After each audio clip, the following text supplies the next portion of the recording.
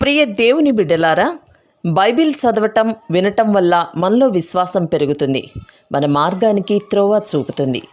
సమస్త జనులను శిష్యులనుగా చేయుడి మత్తయి 28:19 వచనంలో దేవుని వాక్యం తెలియచేస్తోంది.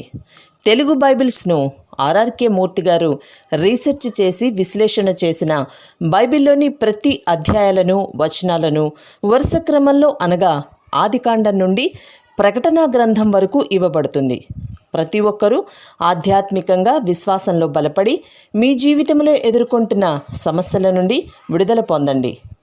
ప్రతి ఒక్కరూ మీ దీవెన టీవీని సబ్స్క్రైబ్ చేసి ఈ వాక్యాన్ని లైక్ చేసి మీ మిత్రులకు బంధువులకు షేర్ చేయండి. దేవుని సువార్తను ప్రకటింపబడుటలో మీరు పాలిభాగస్తులు కండి. సోదరీ సోదరులారా, ఈ రోజున మనం హోషేయ గ్రంథం 2వ అధ్యాయం వినబోతున్నాము. గోమెరును గుణపరచడం అంటే ఇశ్రాయేలు జాతిని క్రమశిక్షణలో పెట్టడమే. గోమెరు విశ్వాసఘాతకి. అలానే ఇశ్రాయేలీయులు విశ్వాసహీనులై తమ దేవుని ప్రేమను భంగపరుస్తున్నారు. ఇశ్రాయేలు ఒక జాతిగా బాగా విస్తరించింది.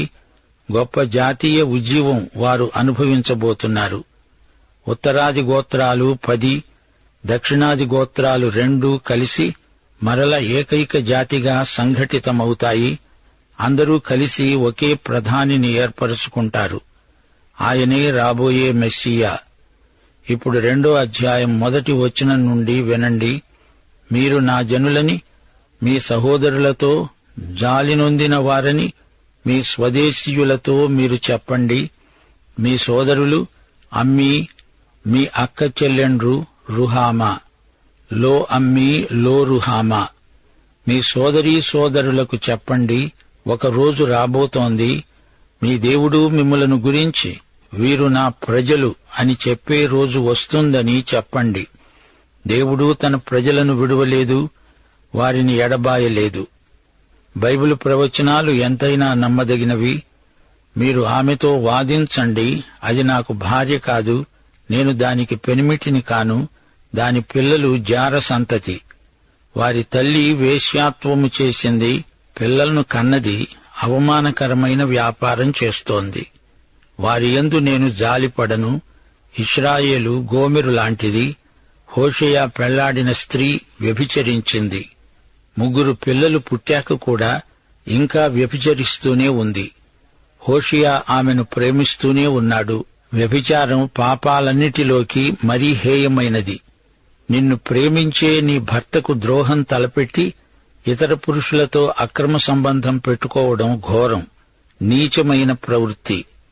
అలాగే క్రైస్తవులలో అవిశ్వాసమనేది మహాఘోరమైన ఆధ్యాత్మిక నేరం, అపచారం. దేవుని పట్ల నమ్మక ద్రోహమా? ఆయన నీ విమోచకుడు, నిన్ను ప్రేమిస్తున్నాడు. అలాంటి దేవుని పట్ల నీ అపనమ్మకం గొప్ప అపచారం, ఆధ్యాత్మిక వ్యభిచారం. వెళ్ళండి, మీ తల్లితో వాదించండి, ఒప్పించండి. తన విగ్రహారాధన మాని తిరిగి నా వద్దకు రమ్మని చెప్పండి. ఆమె పశ్చాత్తాపం చెందకపోతే దేవుడు శిక్షిస్తాడు. హోషేయ పరిస్థితిని చూడండి.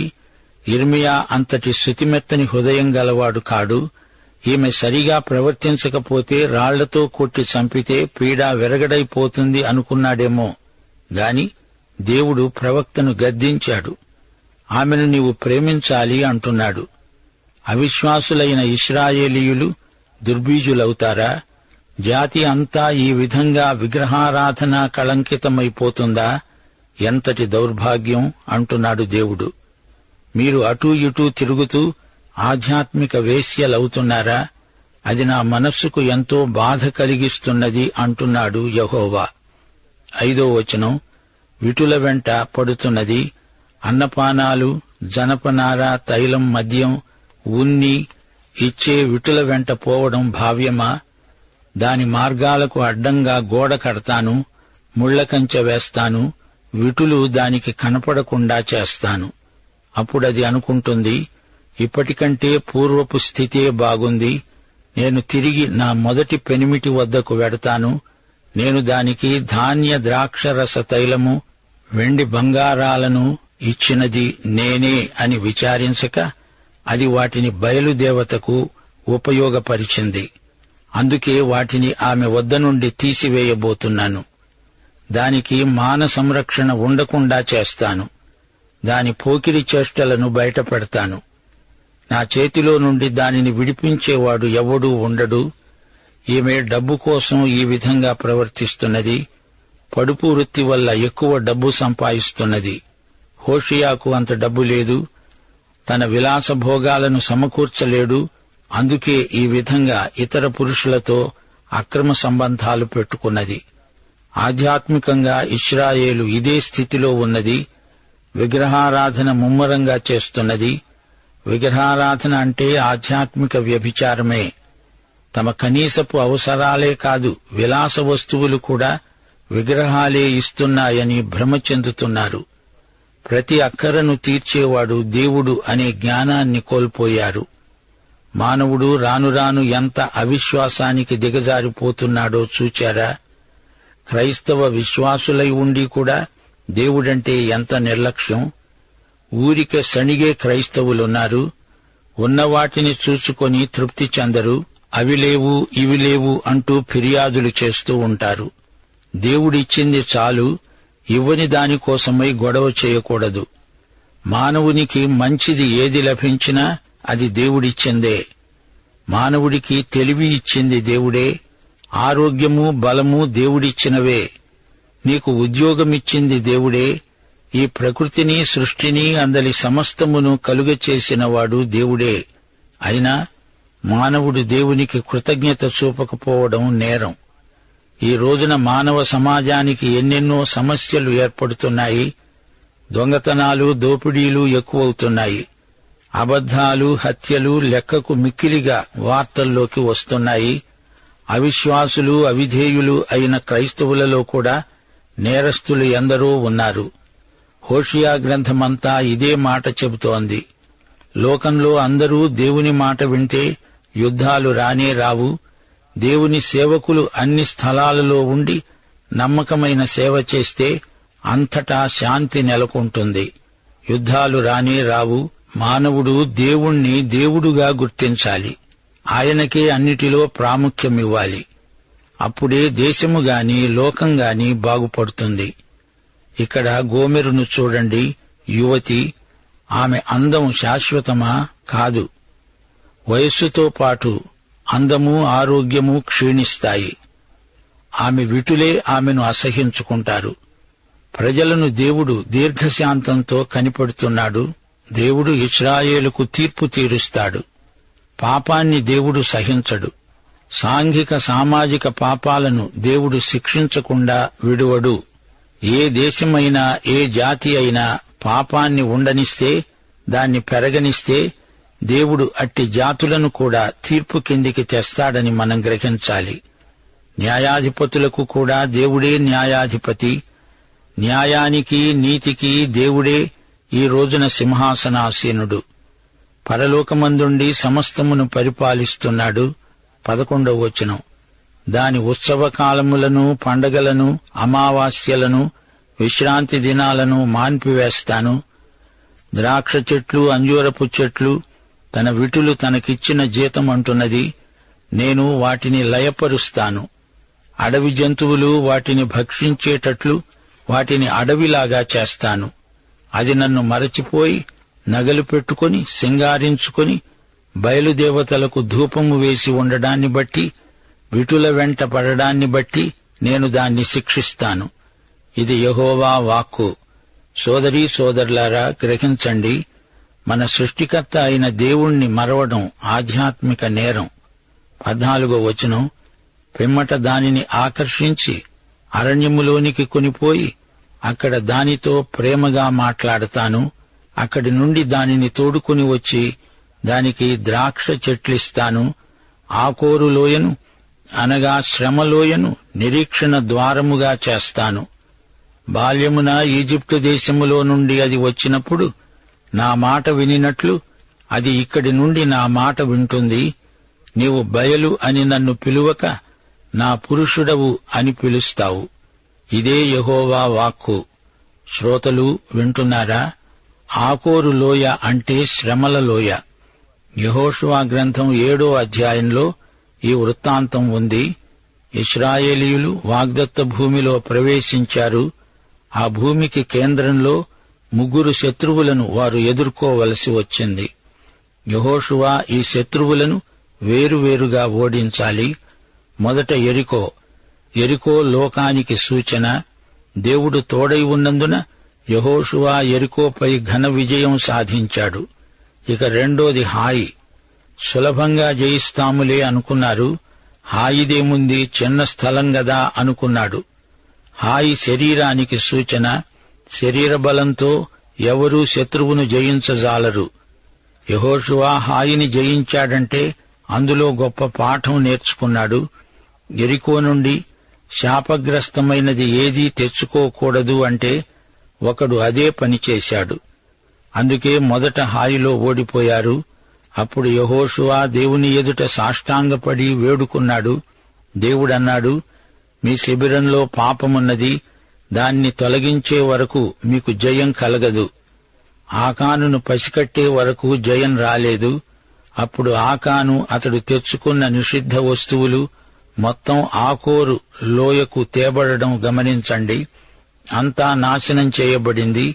పాతిపెట్టబడిన తరువాత దేవుడు హాయి మీద వారికి విజయం ప్రసాదించాడు. శరీరమందలి పాపాలను తొలగిస్తేనే కాని ఆత్మ విజయం మనకు ప్రాప్తించదు. ఆకోరు లోయ నిరీక్షణ ద్వారంగా మారింది. దేవుడంటున్నాడు, నీ శరీరాన్ని మొదట జయించు, అప్పుడే నీవు జయ జీవితాన్ని అనుభవించగలవు. అప్పుడే నీ భవిష్యత్తు మహిమాన్వితమవుతుంది. మునుపు ఈజిప్టు నుండి విడుదల పొందినప్పటి వలె అది నా మాట వింటుంది, చక్కగా పాటలు పాడుతుంది. ఆకోరు లోయ షెకెము ప్రాంతంలో ఉన్నది. అక్కడే యోసేపును పాతిపెట్టారు. అరబ్బీ ఇశ్రాయేలు ఒప్పందం జరిగిన చోటది.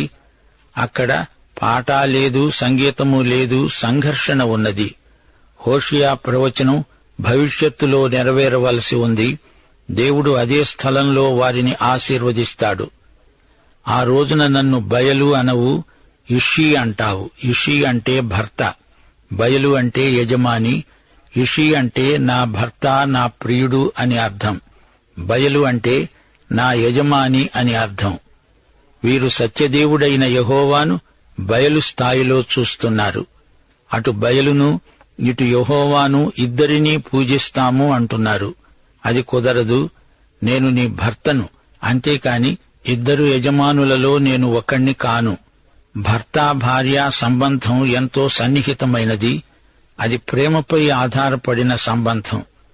మానవ ప్రేమలలో అత్యంత సన్నిహితమైనది భార్యాభర్తల ప్రేమ. పరమగీతం 6వ అధ్యాయం 3వ వచనంలో షూలమ్మీతి అన్నది, నేను ప్రియుని దానను, అతడు నావాడు. భార్యాభర్తల మధ్య ఉండవలసిన సన్నిహిత సంబంధ సహవాసమిది. ఇది ప్రేమ బంధం. ఒకరి పట్ల ఒకరికి ప్రేమ రాను రాను అధికతరమవుతుంది. ప్రేమ లేనప్పుడు ఎంత ప్రయత్నించినా సర్దుకపోవటం జరగదు, అసాధ్యం. దేవునితో అదే ప్రేమ సంబంధం మనకుండాలి. ప్రియ శ్రోత, నీవిప్పుడే యేసుతో చెప్పగలవా, ప్రియ యేసు, నిన్ను నేను ప్రాణాధికంగా ప్రేమిస్తున్నాను, నేను నీకే చెంది ఉన్నాను. 1 కొరింథీ 3వ అధ్యాయం 21 నుండి 23వ వచనం వరకు పౌలు మాట్లాడిన ప్రేమ భాష మీకు వచ్చా? సమస్తము మీవి. పౌలైనా, అపొల్లో అయినా, కేఫా అయినా, లోకమైనా, జీవమైనా, మరణమైనా, ప్రస్తుతమందున్నవి అయినా, రాబోవునవి అయినా, సమస్తమును మీవే. మీరు క్రీస్తువారు, క్రీస్తు దేవునివాడు. ప్రియ శ్రోత, చెప్పు, క్రీస్తు నీవాడా? నీవు క్రీస్తుకు చెంది ఉన్నావా? ఇంతకు మించిన ఆనందం మరొకటి ఏమున్నది? ఒకానొక రోజున ఇశ్రాయేలు జాతి ఏకీభవించి అంటుంది, దేవా, నీవు నా భర్తవు. బయలు అనే దేవుడు అన్యుల సృష్టి. బయలు అనే మాటకు అర్థం నా యజమానివి. మత్తయి సువార్త 7వ అధ్యాయం 21 నుండి 23వ వచనం వరకు. ప్రభువా, ప్రభువా అని నన్ను పిలిచే ప్రతివాడు పరలోక రాజ్యములో ప్రవేశింపడుగాని పరలోకమందున్న నా తండ్రి చిత్త ప్రకారము చేసేవాడే ప్రవేశిస్తాడు. ఆ దినమందు అనేకులు నన్ను చూచి, ప్రభువా, ప్రభువా, మేము నీ నామమున ప్రవచింపలేదా? నీ నామమున దయ్యాలను వెళ్లగొట్టలేదా? నీ నామమున అనేకమైన అద్భుతములు చేయలేదా అని చెబుతారు. అప్పుడు నేనంటాను, నేను మిమ్ములను ఎన్నడూ ఎరుగను. అక్రమము చేసేవారలారా, నా వద్ద నుండి పోండి. యేసుక్రీస్తుతో సన్నిహిత ప్రేమ సంబంధం మనకుండాలి. గలతీ సముద్ర తీరాన యేసు వ్యక్తిగతంగా పేతురును అడిగాడు, పేతురు, నీవు నన్ను ప్రేమిస్తున్నావా? అదే ప్రశ్న ప్రభువు నిన్ను నన్ను అడుగుతున్నాడు. హోషేయ 2:17 అది ఇక మీదట బయలుదేవతల పేర్లను జ్ఞాపకానికి తెచ్చుకోకుండా అవి దాని నోట రాకుండా నేను చేయగలను. ఆ దినమున నేను నా జనుల పక్షముగా భూజంతువులతో, ఆకాశ పక్షులతో, నేలపై ప్రాకే జంతువులతో నిబంధన చేస్తాను. విల్లును, ఖడ్గమును, యుద్ధమును దేశములో ఉండకుండా మాన్పించి వారిని నిర్భయముగా నివసింపచేస్తాను. శ్రోతలు, ఇది విన్నారా? వారు బయలు ఊసే ఎత్తరు, విగ్రహారాధనను పూర్తిగా మానేస్తారు. దేవుడు సృజించినవే పశుపక్ష్యాదులు. వాటికి ఈ భూమిపై ఉండడానికి దేవుడే హక్కు ఇచ్చాడు. ఆ రోజున వాటితో కూడా దేవుడు నిబంధన చేసుకుంటాడు. అది 1000 ఏండ్ల ఏలుబడి కాలం. సింహము, గొర్రెపిల్ల కలిసి ఒకే చోట పరుంటాయి. ఇప్పుడో ఆ రెండు కలిసి పరుంటే ఒక్క క్షణంలో గొర్రెపిల్ల సింహం కడుపులోకి వెళ్లిపోతుంది. 1000 ఏండ్ల పాలనలో సమాధానం. దేవుడు భూమిని, దానిమీద ఉన్న జంతు సృష్టిపై కూడా ఎంతో శ్రద్ధ చూపుతున్నాడు. మానవుడే పరిసరాలను కలుషితం చేస్తూ దేవుని దృష్టిలో నేరస్తుడవుతున్నాడు. ఈ భూమి, దాని సర్వసంపూర్ణత దేవునిదే. భూమిని పరిశుభ్రంగా ఉంచాల్సిన వాడు మానవుడు. హోషేయ 2:19 నీవు నిత్యము నాకుండునట్లుగా నేను నీతిని బట్టి తీర్పు తీర్చుట వలన, దయాదాక్షిణ్యములు చూపుట వలన నిన్ను ప్రదానము చేసుకుంటాను. నీవు యెహోవాను ఎరుగునట్లు నేను నమ్మకమును బట్టి నిన్ను ప్రదానము చేసుకుంటాను. ఆ దినమున నేను మనవి ఆలకిస్తాను. ఆకాశపు మనవి నేను ఆలకింపగా అది భూమి యొక్క మనవిని ఆలకిస్తుంది. భూమి ధాన్య ద్రాక్షరస తైలముల మనవి ఆలకింపగా అవి యెజ్రెయేలు చేసే మనవి ఆలకిస్తాయి. నేను దానిని భూమియందు నా కొరకై విత్తుతాను. జాలినొందని దానియందు నేను జాలి కలిగించుకుంటాను. నా జనము కాని వారితో మీరే నా జనమని నేను చెప్పగా వారు నీవే మా దేవుడవు అంటారు. ఇదే యెహోవా వాక్కు. శ్రోతలు, ఇశ్రాయేలు కన్యక నీతో నేను ప్రదానం చేసుకుంటాను అంటున్నాడు దేవుడు. అలనాటి ధర్మశాస్త్రంలో అంతర్లీనమై ప్రేమ ఉంది. ఇప్పటి ప్రేమలో కూడా అంతర్గతంగా ధర్మశాస్త్ర సారాంశం ఉంది. ఈ రెండిటికీ అవినాభావ సంబంధమున్నది. ఇశ్రాయేలు తిరిగి వచ్చినప్పుడు నీతి, న్యాయము, కనికరము, ప్రేమలో గొప్ప ఉజ్జీవము కనిపిస్తాయి. ఇశ్రాయేలు తమ స్వదేశానికే కాదు, తమ దేవుని వైపునకు మరలాలి. అదే జాతీయ ఉజ్జీవం. ఆ దినం అంటే మహాశ్రమల కాలం, యేసు రాకడ సమయం, ఆయన రాజ్యకాలం. అందరినీ దేవుడు సమకూర్చే రోజు. పాఠం ఇంతటితో సమాప్తం. ప్రభు అయిన యేసుక్రీస్తు వారి దివ్య కృప, తండ్రి అయిన దేవుని పరమ ప్రేమ, పరిశుద్ధాత్మ యొక్క అన్యోన్య సహవాసము, సమాధానము మనకందరికీ నిత్యత్వము పర్యంతము తోడై ఉండునుగాక. ఆమేన్.